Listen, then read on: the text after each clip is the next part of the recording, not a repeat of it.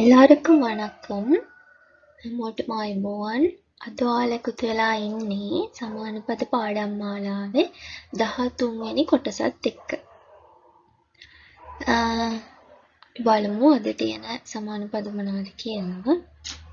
පළවෙනි එක තමයි සවාල්. සවාල් කියන්නේ අභියෝගය.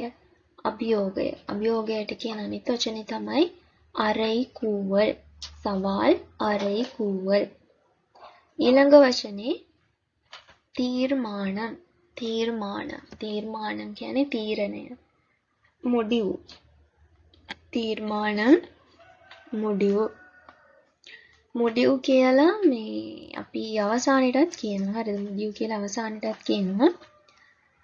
තීරණය කියන එකටත් කියනවා. තීර්මානම් முடிவு.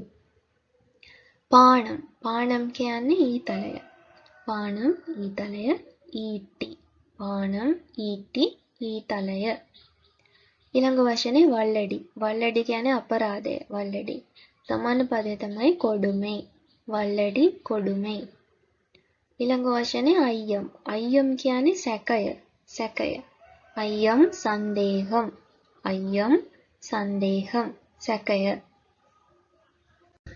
ඊළඟ වචනේ සේවකන්. සේවකන් කියන්නේ සේවකයා.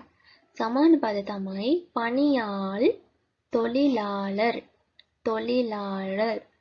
சேவகன் பணியாள் தொழிலாளர். හරි? தொழிலாளர் සේවකයා. ඊළඟ වචනේ නිශ්චයமாக. නිශ්චයமாக කියන්නේ අනිවාර්යෙන්ම. නිශ්චයமாக. கட்டாயமாக.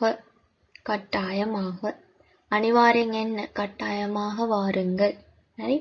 මේක ස්පෝකන් ටැමිල් වලින් කියනවා නම් අනිවාර්යෙන් එන්න කියලා கட்டாயம் வாருங்க. හරි? கட்டாயம் வாருங்க. ඒවල් ආරක්ෂාව. සමාන පද තමයි පනි කාවල්. ඒවල් පනි කාවල්. කාවල් කියන්නේ ආරක්ෂාවනේ. ආරක්ෂකයාට කියනවා කාවලන්. කාවලන් කියන්නේ ආරක්ෂකයා. කාවල් ආරක්ෂාව. தொலைபேசி කියන්නේ දුරකථනය. ෆෝන් එකට. தொலைபேசி தொலைபண்ணி. தொலைபேசி தொலைபண்ணி. ඊළඟ වචනේ செய்தி. செய்தி කියන්නේ තොරතුරු. செய்தி தகவல் புதினம். செய்தி தகவல் புதினம்.